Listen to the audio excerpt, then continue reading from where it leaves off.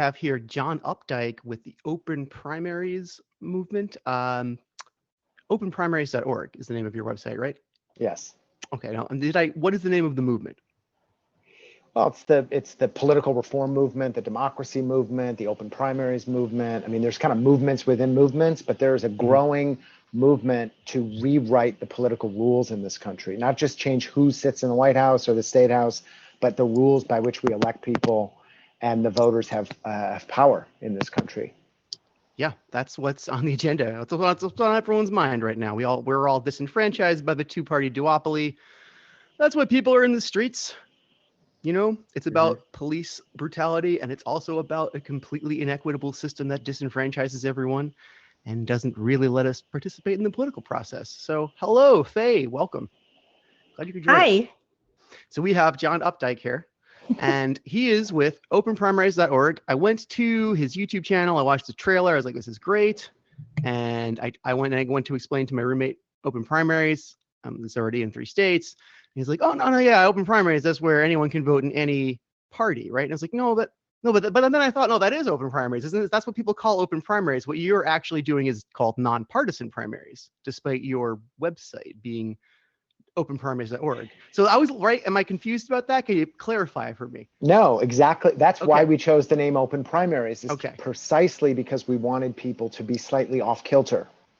Is that an advantage? Yes, because it opens conversation. It opens conversation. And part of what we're looking to do is to engage people in a conversation about what do we mean by primary? Is primary a process of a party choosing its nominee, or is it the process of the people choosing who goes from the first round to the second round? We think it's both.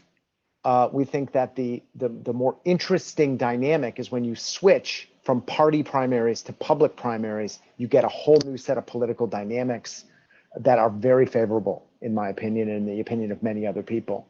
So we're working to enact nonpartisan primaries all over the country. And that movement is growing. And a lot of people are starting to recognize that the partisan control of primaries is a big, big problem and contributes to a lot of the gridlock and partisanship that dominates politics today.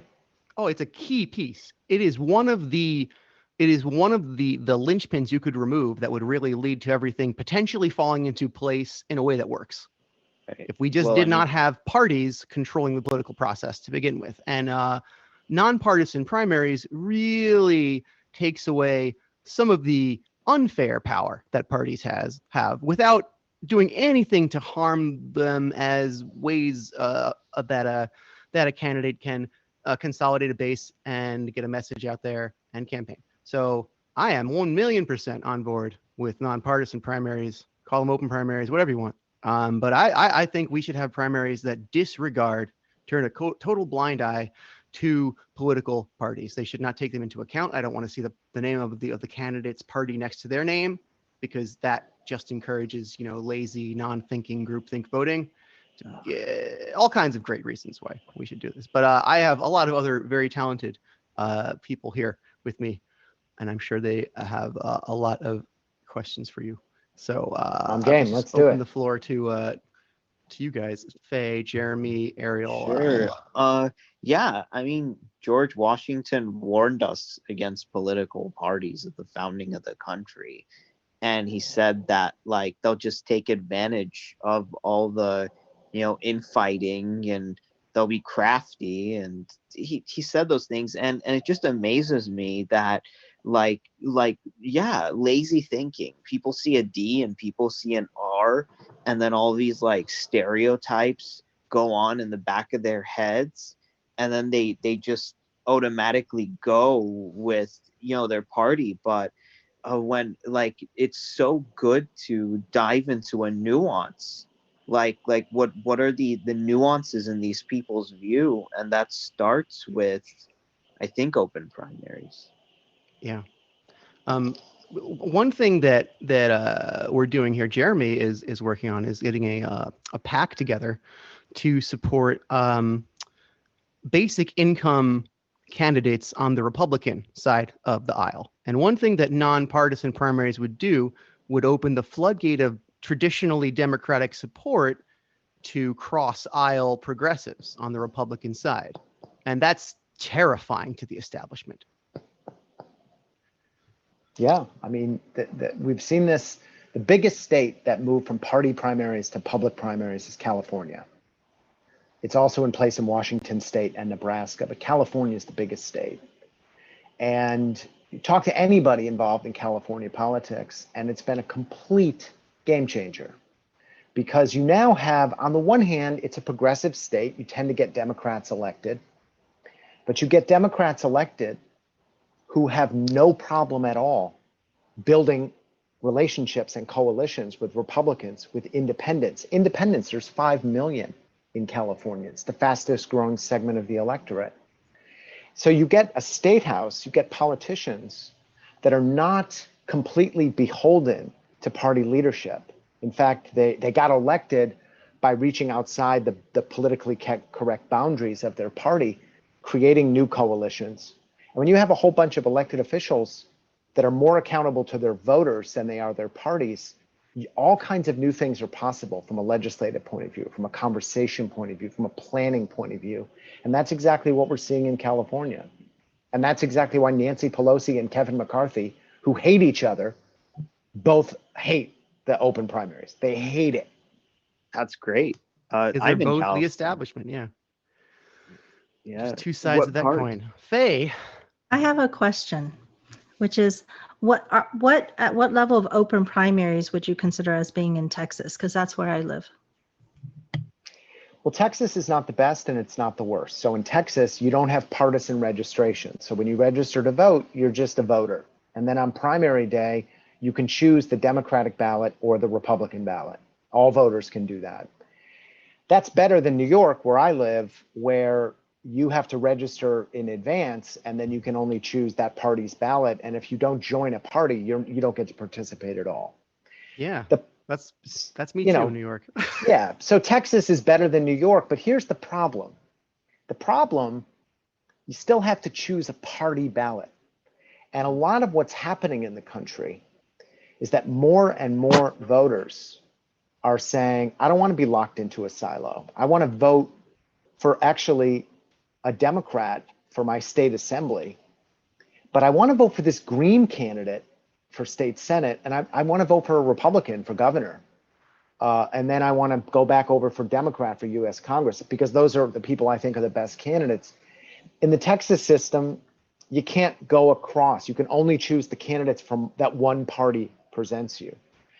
And the problem with that is it doesn't just limit choice. The problem is that a lot of people, in fact, something like 70% of the country, they live in a district in which one party dominates completely. So if you don't choose that party's ballot, then you end up in a general election in which everything's already been decided. The primary is the only election in which there's some uncertainty. But then you're forced, let's say you're a progressive and you live in an area dominated by the Republicans, you're forced to choose a Republican ballot. And you're like, well, I'm not a Republican. Why would I do that? Then you get to a general election and all the races have been decided for you and you have no voice. So Texas is better than some, but it still is a problem to have to pick a party ballot. So I see in Texas one of these, so I go to the Democratic meetings, okay? And what I see there is they kind of huddle in their group, right? And this is my group. We huddle together in our group and we kind of talk shit about the other side, you know? And we like say, those people are the racists in our neighborhood, but those people are the 90% in our neighborhood. I'm in the minority, right? So I'm like, I can't live my life thinking that all those people are racist. I just don't see that. You know, there must be something good about that party or they wouldn't all be there. So my feeling is, I'm wondering, you know, and then they get very upset. They say, I'm not a real Democrat if I'm not, you know, playing the football, you know, their team versus our team. So when we go to the, you know, sign up voters and stuff, and I say, let me walk over there and just get anybody. I'm going to tell Republicans they can come and vote in our primary. If they voted a Republican last year, it doesn't matter, right? This year you can vote for either one because we're in Texas.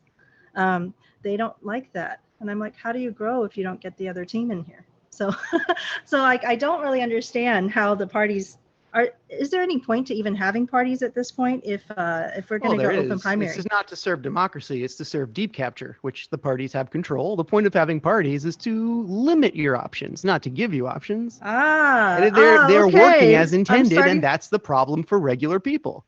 But I feel like, why do we have like two places where people huddle together and talk about those other people as if they were somehow different? To me, they're all humans. It's so stupid. But that makes me not a real Democrat if I think everybody's just human and the same. How long can that last? How long can that criticism have any teeth whatsoever? I mean, it's already starting to fall on deaf ears. People are sick of the Democrats and the Republicans. You know, the Democratic primary was a debacle, an embarrassment, illegal, I would say, unconstitutional, disastrous. It couldn't be worse. So if they say you're not a real Democrat, go good. You know, I'm not a real Democrat, and that's good. I appreciate your viewpoint, Shale, but I'm wondering if John feels like is there still an actual point to having two parties if we're going to do all open? Well, I believe parties have a legal right to exist as private organizations. I think that actually they would function better and could play a more positive and contributory role if they weren't running the election system, if they were truly, private organizations of citizens that choose to come together to advance an agenda or for whatever other reason. The parties become much more corrupt when they play this dual role of they're both the competitors and the umpires at the same time, and it really ruins things. I think that you're onto something, Faye, in that dynamic that you're describing of conservatism, not ideological conservatism, but organizational conservatism. It is so prevalent in both major parties. And I think what I feel excited about, if you kind of take a long view, if you step back a little bit and look at the American people over the last 30 years, they have been working to dismantle this two-party system, and they've been trying all kinds of things. They tried Ralph Nader. They tried Ross Perot. I was part of the Perot movement. I was part of the left wing of the Reform Party and have great stories to tell about that. They tried Barack Obama as a post-partisan president. I would argue that the election of Donald Trump, who people forget this, destroyed the Republican establishment. Oh, yeah. Destroyed them. That was part of an effort to dismantle Washington. Again, I'm not a Trump fan. No, we completely agree. He was a right populist. He's not a real Republican, but he's also not a real alternative that's viable. Exactly. But people have these limited tools, and they have imperfect tools, and they've been trying from the left, from the right, from the center, from the left and the right at the same time, the Bernie campaign, to challenge this setup in American politics. And we haven't succeeded. The two-party system, they can't write laws very well, but they know how to protect their own power. They're literally geniuses at doing that. But it's a fight that unites Americans of different football teams, to use your term, Faye, and is very threatening to the leadership and the establishment in both political parties. That's why I love it so much.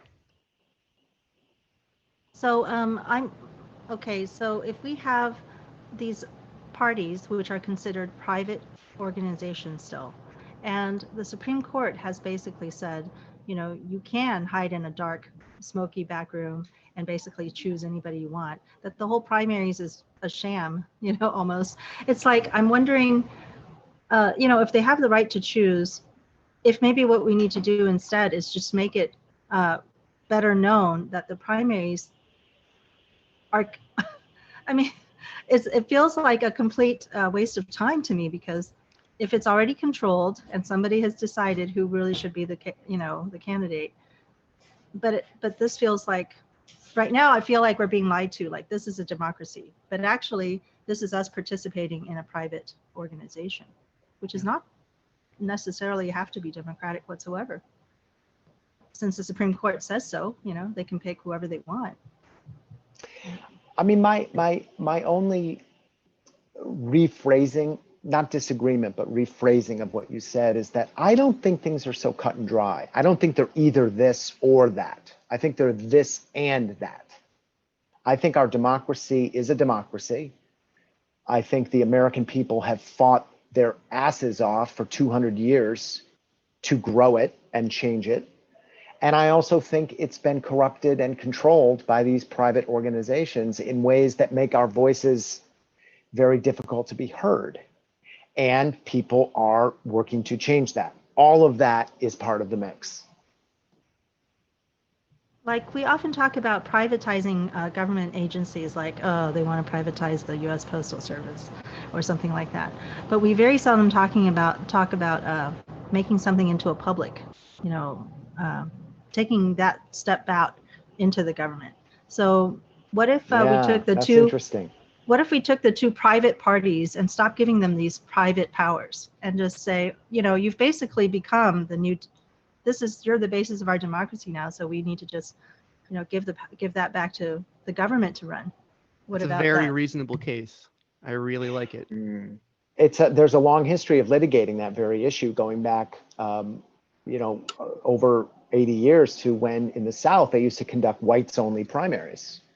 And the Democratic Party, the party of white supremacy in the South, argued that we're a private organization and, we're simply allowing our membership to choose which candidates go from the primary to the general election. And it just so happens that you have to be white in order to join our organization. And that was successfully litigated in the 1940s in Texas and a number of other states to say, actually, you are acting in the public interest and you can't do that. That there's this private organizations, when they enter the public sphere, can't just do whatever they want. I just filed a lawsuit last year in New Mexico where we didn't win and we didn't lose. We basically had a judge who said to us, please take this case somewhere else. But we were challenging the use of taxpayer funding to conduct closed party primaries because the parties, they say, look, why should independents be able to vote in our primaries? That's like saying Elks Club members should be able to vote in the Rotary Club elections. You'd never allow that. We're private associations. Come on, let our own members choose our candidates. And there's some validity to that argument. The problem is then they turn around and say, we're private, but we want the public to fund it. They want to have their cake and eat it too. So we were trying to get in and divide those two things and say, great, if you want to have a members only primary, go for it. But why are we involved? Why are we taxpayers on the hook for that? And the judge in the New Mexico State Supreme Court recognized they had a piece of TNT in their hand, and they found a very creative way to simply say, I will not be ruling on this case. Great abdication of leadership. Yes, exactly. That's the American way, isn't it? That's what it feels like. Well, I felt a certain perverse pride in bringing a lawsuit that was so controversial that they literally couldn't rule for or against it. I kind of like that. Wow. It shows you're doing something right. Yeah. Yeah, exactly. But we're going to bring that case in another state. We're working on our next go around on that. Yeah, was there a reason initially why you targeted New Mexico to present that case? Yeah, New Mexico, like many states, but a lot of states west of the Mississippi, they have what are called anti-donation clauses in their state constitutions. And this goes back to the turn of the 19th century when there were these conflicts of interest where the railroads would bribe all the state legislators and then have them pass laws giving public money to the private railroads. And so when these states, these territories were becoming states, they were breaking up these trusts and these monopolies. They built in clauses that said you can't spend public dollars on private enterprises unless you can show that it's in the public interest. And this has been litigated over the past 100 years of that definition of what is in the public interest. So I'm wondering if we have this open primary, okay? Then where where would people go to discuss like their party strategies and stuff? If they're saying, is everybody going to be allowed to be members of both parties now? I mean, I don't really actually understand why I can't be a member of both. Like right now, I can't go to the convention, right, for the Republicans if I go to the Democratic one. But there's nothing preventing like a very, powerful corporation from donating to both, but as an individual, I can only attend one. So. Yeah, that's a great point. I never thought of that. What we're talking about in the public primary is that there's still parties. There's still the Democratic Party, the Green Party, the Republican Party, the Libertarian Party. Parties have a right to exist, just like, the NAACP and the NRA and the Teamsters, and these are groups of people that come together to advance an agenda. They have a right to exist. But the primary is no longer a Democratic primary or a Republican primary or libertarian primary. It's a primary, public primary. And all the candidates appear on the ballot, and all the voters get the exact same ballot. And you as a voter can vote for one candidate in each race, and you can choose among all the candidates. And so what it does is it basically says parties should do what parties do, which is have meetings, have conference calls, do fundraisers, do candidate trainings, go out and march, do rallies, do fundraisers, do educational events, do all the things that political parties and citizens groups do. But on election day, which is run by the government and paid for by the taxpayers, you don't have to be a member of a private organization in order to participate. You can be a member, but you don't have to be a member. So it changes what parties are. Right now, they're this quasi-governmental, private, public, and it's not just the primaries. It's gerrymandering. It's the presidential debates. Ever notice why there's only a Democrat and Republican that show up in September in the presidential debates? It's not an accident. It's not like there aren't other people running. The boards of elections. The boards of elections are made up of Democratic commissioners and Republican commissioners. Independents and minor parties have no representation. That's from the local level all the way to the Federal Election Commission. So it's a real boondoggle. And I think it's so interesting that you said that yeah, corporations can donate to both parties, but we, the people, are locked into one. And that's a real problem. Yeah, divide and conquer, exactly. It's the theme of the strategy of the elites every time, a different form of divide and conquer. Or it's like one of three different ones, but that's their favorite.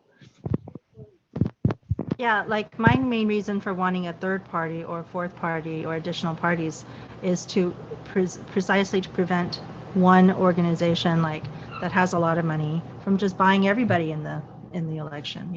If you only have two candidates, it's easier to buy than three, and easier to buy than four. So that's why I'm always.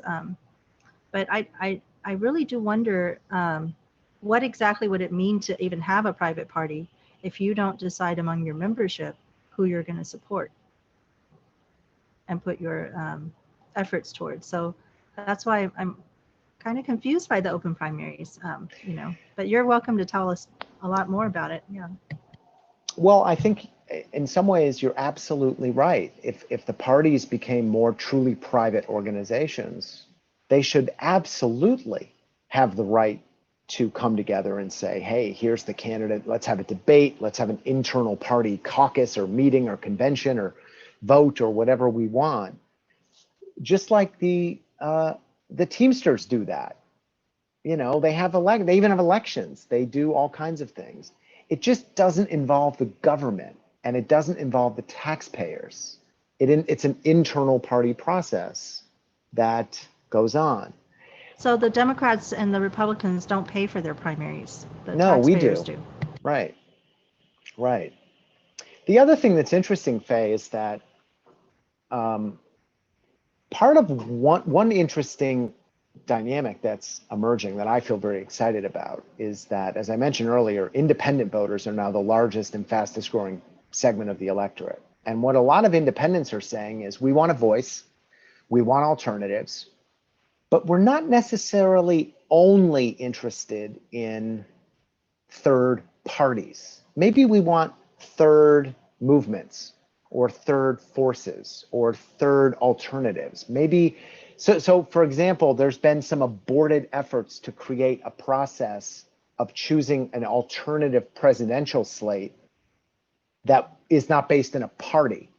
There was one called Unity 08 that, and then Americans Elect, that was trying to create an online primary system open to all Americans where they could register, get a number, and vote online to create an alternative ticket to the Democrats and Republicans. But it wasn't a traditional party. And they won a very important lawsuit in federal court, giving them the right to participate in national politics as a force as opposed to a party. That's fascinating, because you talk to younger voters want choices and alternatives and options. They're not that keen on joining a party, any party, even an alternative party. My personal story I've been telling everyone is, in our Democratic groups, I'm the youngest person there, and I'm the same age as Andrew. So I'm like, there's 2 generations behind me that are not joining. And you're the youngest. It's very hard to, I'm the youngest. Right. And I'm in a rural area, so probably don't represent in the big cities, but in the rural areas where young people who are getting education, they tend to leave because we don't have a university, right? And so if you get activated into politics after you leave high school and you maybe go to college, and that's where the first time you meet, political parties and candidates trying to get your attention, you don't get activated. There's no point at which you get activated into politics in the rural areas because you don't attend a university, right? Yeah. And I don't see outreach to young working people who are just busy working at McDonald's. Well, imagine, I think it's a bigger problem than just outreach. Imagine, you're a young person. You've only been alive during a time when American political parties operate like wholesale crime families. Why would you join one? No amount of outreach is going to be like, hey, we're really not just keeping you from having a meaningful choice. Come join our thing. No, we know. Young people know. People much younger than me know. I'm not that young, and I know. Did you get any outreach to you, Ariel? Oops, there you are. What kind of outreach? Well, at least you attended a college, right? And so is that the first time that you even heard about, joining a political party or anything? I always had aspirations to even run for president. But the thing is that not really. I mean, all that California is known for is being Democrat and progressive and things like that. But I was always into why our schooling system never taught us about money or finance or how to grow up. So I wanted to bring up these political things into the atmosphere, but I never saw an avenue for it. And no one ever shows you how. And I just viewed politics as wearing a jersey and just cheering on some progressive idea as a Californian, but never really digging deep into things and wanting to find out why things are the way they are. So, I mean, maybe they reached out to me to say, hey, support this or support that. But I was just disappointed that they didn't reach out to me and say, what are you concerned about? It should be more of that. It should be more of hey, what are you concerned about? Except we're concerned about this, and we want to shove it down your throat and make you concerned about it too. Okay, so there's a failure of listening first. They need to listen more and yes. Make events that listen to young people. Oh, for sure, 100%. That's what I do not like about these older generations. They lecture and lecture and lecture, but they never open their ears. Not all of them, but it's just been my experience. Maybe we should have if we go for another third party, maybe we should try to get a party of the youth, like the youth party. 100%. Maybe. I mean, if you look at the demographics, that's the most a reasonable way to divide it if you're going to go by an identity. Because they're not in the other parties yet. So there's your pool of people. One of the most frustrating phrases I think I ever hear in my life is when I was your age, fill in the blank. Well, you know what? Well, some of these people, when you were my age, there was no internet. There was no mobile phone. There was no social media. Do you still hear that one? So, I feel like they have ceded, they've given that one up. I think the olds have acquiesced on when I was your age at this point. Yeah. That's it. But I remember when I was 14, 15. Now I'm like 30. Okay. But it's implicit when they talk about how we millennials just don't want to work and just want to be lazy. They don't say, when I was your age specifically, but they don't understand how the internet and automation have forever changed the job market. And it's not like you can just walk in somewhere and just get some kind of work to do. They'll tell you to go online, and then your online application is going to be trapped within the internet void, and they'll never get back to you. And then you have some older people just saying, well, I did it this way and that way. It has changed, for God's sake. It's like, geez. Yeah. Absolutely agree. But while we have John, I want to pivot to the actionable and talk about, because we can't affect the olds. I want to talk about what can we do to get nonpartisan primaries, the law of the land in every state. Let's start. We're both New Yorkers. I'm in Orange County. I don't know where you are. But what can we do in New York? You're Manhattan? Great. Yeah. Stay safe. What can we do to get open nonpartisan primaries in New York? This is a hard nanny state with a real ossified, powerful machine Democrat presence. What do we do here? And will Bloomberg fund you? What a guy. Well, when I was your age, I would. Yes. You brought it home. To be honest, right now, there is very little to do in New York City and New York State. Actually, Andrew Yang brought a lawsuit to make sure that there was a presidential primary, even though the results of the primary are already determined. He sued and won the right to continue the primary on June 23rd because the delegates to the convention have not yet been selected. And that was an important victory. And I've been trying to talk with Andrew, me and my colleagues, about, hey, we need people of your caliber in New York to fight to end this closed primary system, because there's 3.5 million people in New York that are just shut out. And New York does not have initiative and referendum, so it has to go through the legislature. We have initiative and referendum in New York City, but not New York State. And so far, like Bernie Sanders back in 2016, when he was running against Hillary, he railed against the closed primary in New York because it's why he lost to Hillary. The day after the primary, he stopped speaking about it, never talked about it again.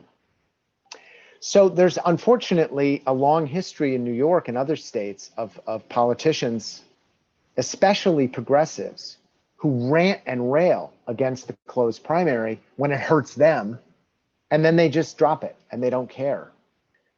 So until we can change that, until we can get more of a critical mass and we can get a movement here, we're kind of in a pickle. We don't really have much options to do it. Now, you mentioned Bloomberg. Bloomberg, people forget this, but when he ran for mayor in 2001, and I helped him get elected, he was a Republican independent. He ran on the Republican Party line and the Independence Party line. Because the New York City Democratic Party is, what's the word I'm looking for? Corrupt.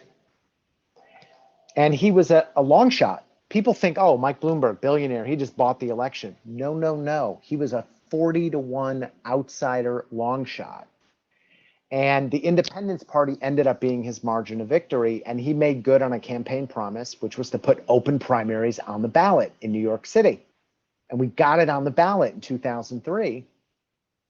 And we got crushed because every Democratic Party politician, every newspaper, every union, every dog catcher, every tenant leader, everybody in New York City came out and opposed it, and it lost 35-65. And why was that? Why did they oppose it?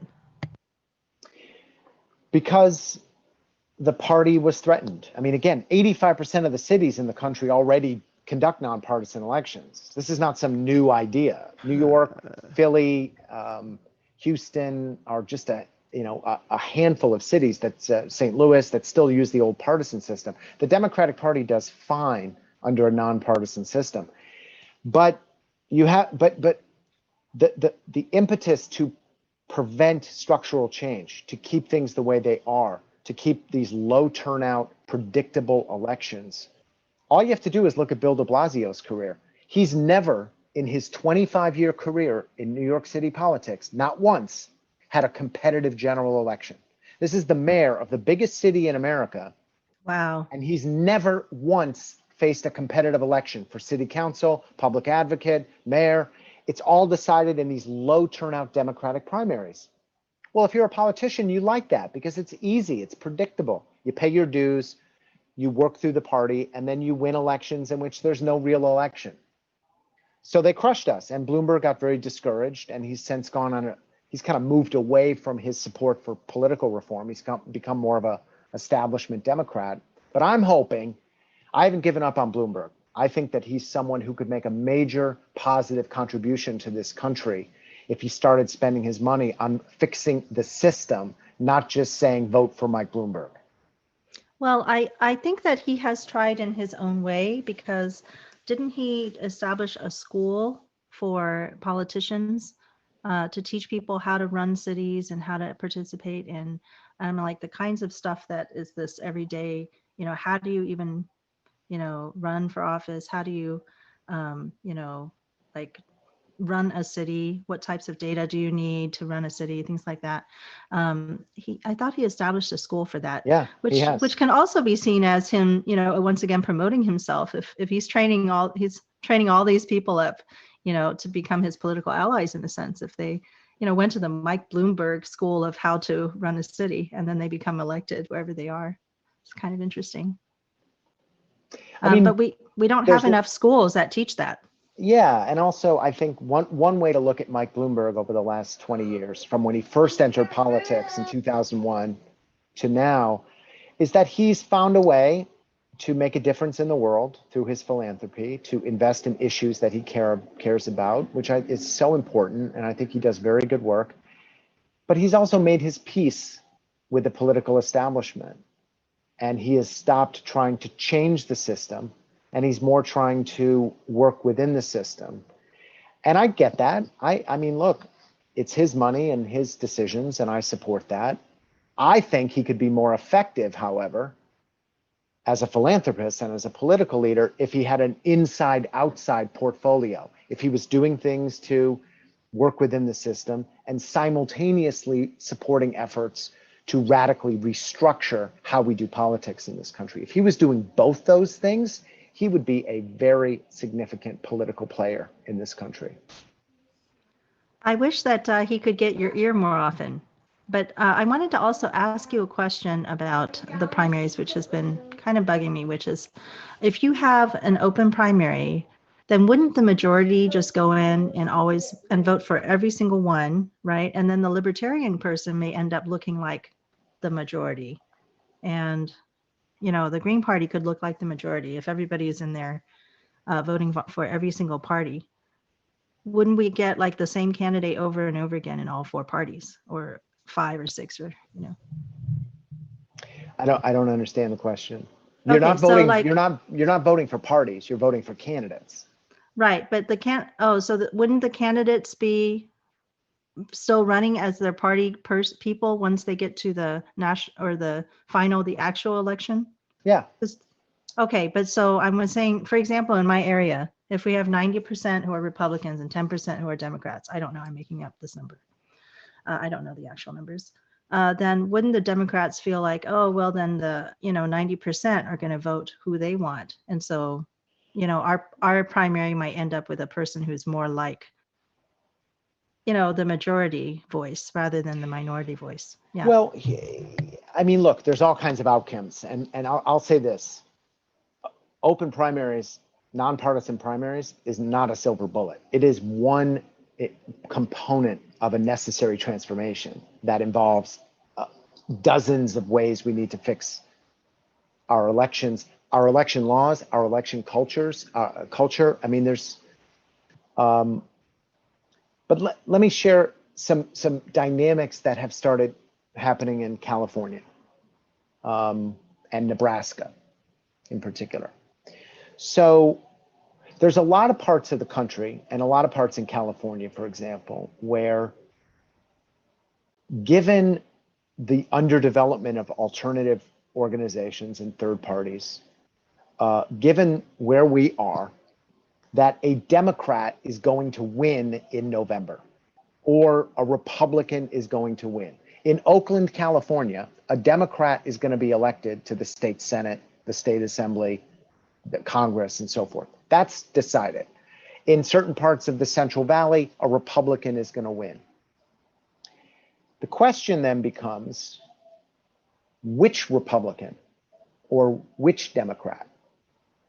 And part of what you see in an open primary system is that you start getting Democrats in Democratic areas that say, I think I can go up against the party hierarchy, the old guard, by reaching out to all these Republicans and independents that live in this area that get ignored. Typically, no one talks to them because they're not Democrats in a Democratic area or Republicans in a Republican area. They're ignored. Their votes don't matter. I'm going to go out and reach out to them and say, look, I'm a Democrat, but you might be a Republican, but I want your vote. And a lot of times people are like, you're the only politician who's ever talked to me, so I'll vote for you. I might even disagree with you, but I'll vote for you because you talk to me, you include me, you want to hear my voice. It goes back to what Ariel was saying about nobody listens to people. No one cares what they actually think. So you start getting these politicians getting elected that are, yes, they're in one party, but they don't want to limit their base to people in their own party. They want to go out and talk to other people, and they build that coalition. They go to Sacramento, and all of a sudden they're governing in a different way. That's what we see. Now, I happen to think that if you start doing that, you create an environment in which some new things can happen, including independent candidates, third-party candidates. You can start getting new coalitions running their own candidates. All kinds of things are possible. It's a very good first step. Yeah, exactly. When Andrew Yang said that I understand why people voted for Trump because he got the problems right, that really hit a nerve with some people, because it's like Donald Trump got like there are problems in this country that Donald Trump addressed, but then he said his solutions were nonsense and garbage. Because when Trump said that people are suffering and people don't have enough money and things are getting worse little by little, people felt the squeeze of losing jobs and lower wages and all of that stuff, and he called himself the jobs president. But then Andrew Yang came along and said, look, I understand why you would have went for this guy, but he didn't. It's not immigrants, it's automation. And then that's how he got so many people who were in the Trump camp to come over to his side, the Democratic side, because he said, I know why things are so bad. And it's not what Trump tells you it is. It's look at these things too. Yeah. And that worked. So we heard from somebody who is running for a mayor type position where it's a nonpartisan, race.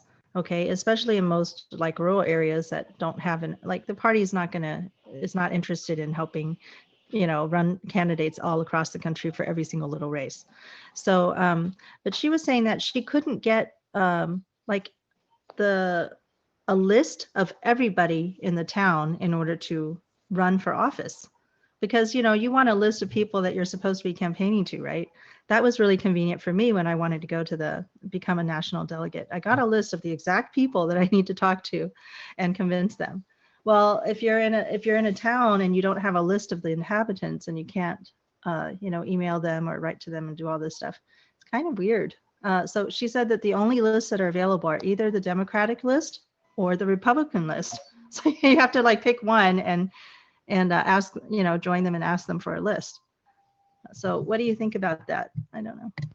No, that's the culture change that needs to be engaged. Because you're absolutely right. There's these both legal, but also just the way things are done, which is that everything from gets divided, whether you're a voter, whether you're a candidate, it gets divided into Democrat and Republican, and then people wonder why there's such vitriol and partisanship. Well, if you divide everybody, then why do you expect there to be something different?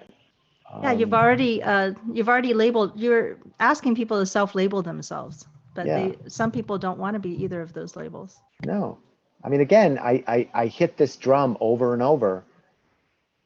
The largest and fastest growing segment of voters in the United States of America are people who say, I do not want to join a political party.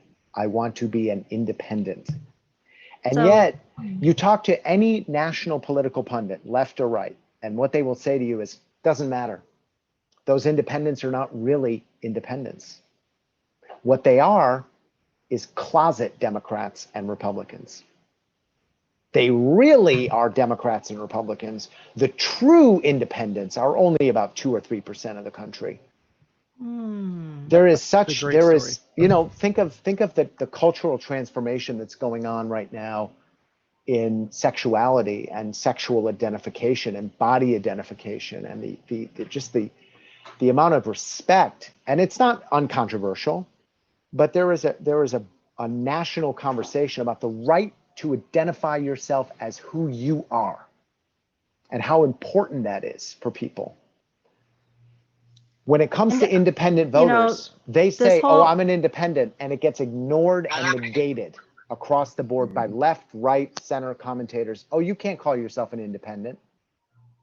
Absolutely. Yeah. You can't choose that identity. Only different identities. No. We Republican or Democrat. That's it. Or you're a no good person. Right. Well, you're throwing your vote away. This I hate hearing this stuff. When you have so in our area we have what are called closet Democrats because it's such a minority, right? That you actually don't want to come out to even your family because you could have, consequences that you do not intend, right? Texas. To just believe in one party or the other is so weird.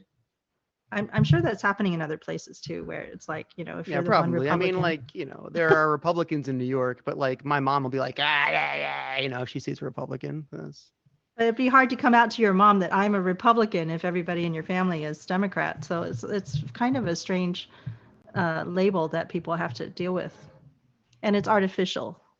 It doesn't even apply to like something that would be factual, like maybe your, what your identity is in terms of a male or female or how you feel about yourself. So John, what are some of your organization's current projects, and how can we help you guys out? Sure.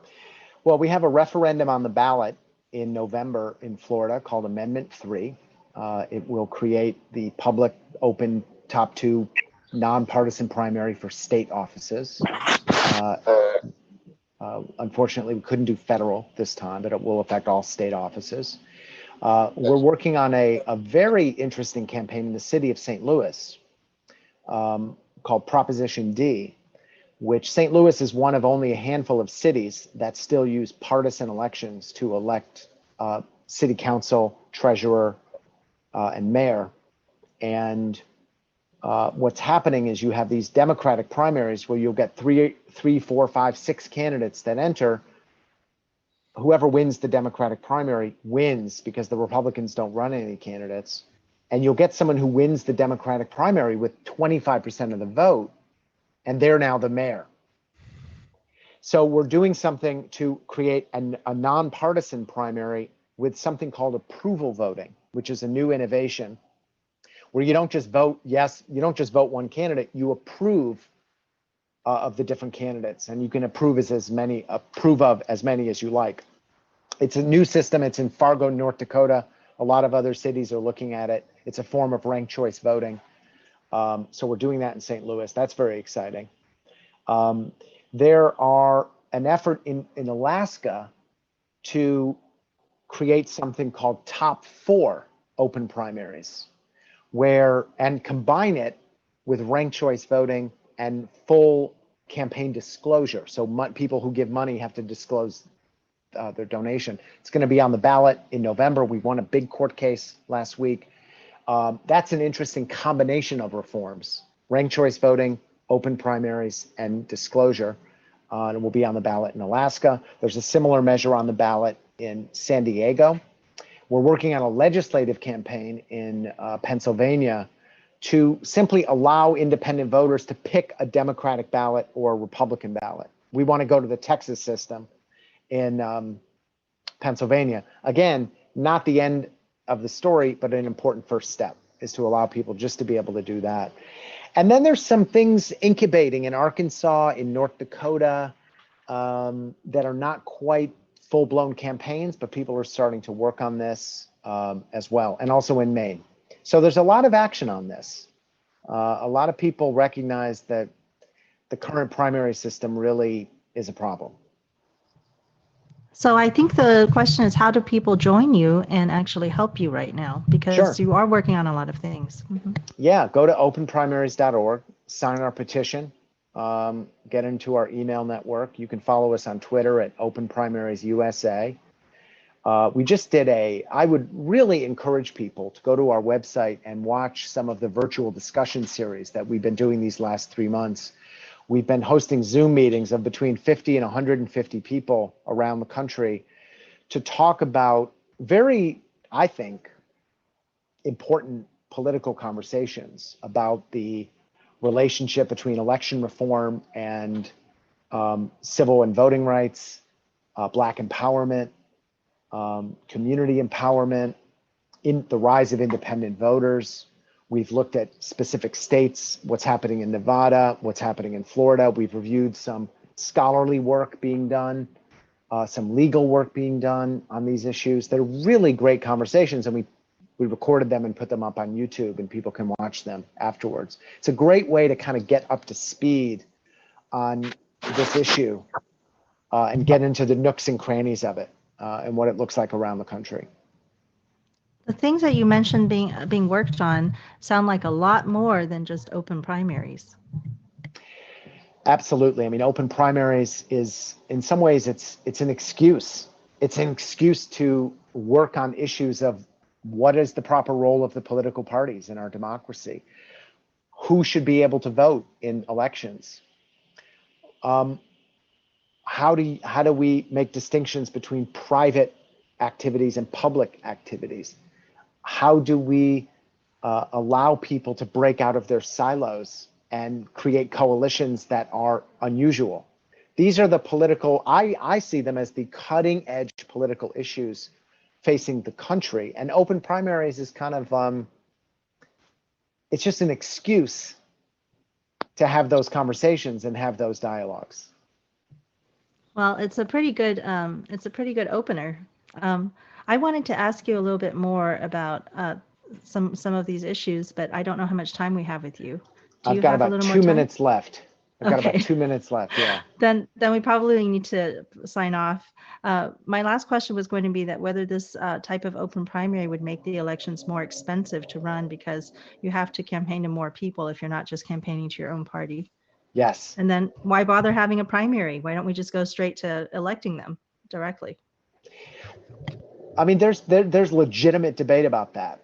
There are people. Lee Drutman just wrote a book, for example, called "The Two-Party Doom Loop," and he's a critic of the two-party system. He's saying we should just get rid of the primaries altogether, and I think that I disagree with it, but that's a legitimate opinion. I think the thing about primaries that I like is that it gives the voters a chance to have a bite at the apple at the beginning of a campaign and a bite at the apple at the end of the campaign. Shape the conversation, the coalitions, the dialogue, determine who the winner is. If you get rid of the primary, the voters are coming in only at the end. They're saying, here's who we want to win. But politics, in my mind, is way too much about who wins and not enough about how we, the American people, are shaping the process, the conversation, the controversy, the debate. That's what I like about primaries. More chances for voters to shape things. Just real quick, how would you feel about partyless primaries? If we kept the primary system, had like, a primary and then an election, but no parties at all were involved. What do you think of that? That's what we're doing. That's what we're fighting for. Right. But parties still exist. But imagine, if it were further, and what if parties just didn't exist? I mean, maybe that, I don't know. That's what I was saying. I'm not in favor of outlawing. Yeah, I know. Yeah, we had a big, I shouldn't take it right maybe back parties there. will turn out, maybe parties will turn out to just be super PACs. Maybe, I don't know. We're in a real transitional time. And also, but thank you so much for coming on. I don't want to keep you longer, but you have to be on. No, this is great. Just a little thing. There's a Represent Us. I don't know if you guys ever heard of it. Like, they speak out against corruption within like party politics and why like the will of the people voting does not match what actually gets implemented because of all this like undue influence of corporate players. Yeah, we're working with them in Alaska, in San Diego, in St. Louis. We don't see eye to eye on everything, and we have different tactical approaches, but we're all part of the same movement. We're on the boards of the National Association of Nonpartisan Reformers. We're working together to transform American politics from slightly different angles. That's a really productive attitude. That's the key word, nonpartisan. Yeah. Thank you so much for coming on. You've been a fantastic guest. You're a great speaker. I learned a lot, and I'm very eager to support you. Please stay in touch with us. We really do what we can to support the people who come on the show when they're making political actions. So we'll do a hashtag for you. We'll do whatever we can. Let's get Andrew Yang involved in this issue because he supports open primaries. He publicly talked about it up in New Hampshire about his support for open primaries. So let's see if we can get him involved in speaking strongly on this. It's a good John, chance send a representative. John, send a representative of your group to the Slack, to the national Slack. Okay, we'll do. If you don't know what that is, we'll tell you about it later through Jeremy, okay? Okay, great. All right. Thanks, guys. Bye. Hey, thank you, Jen.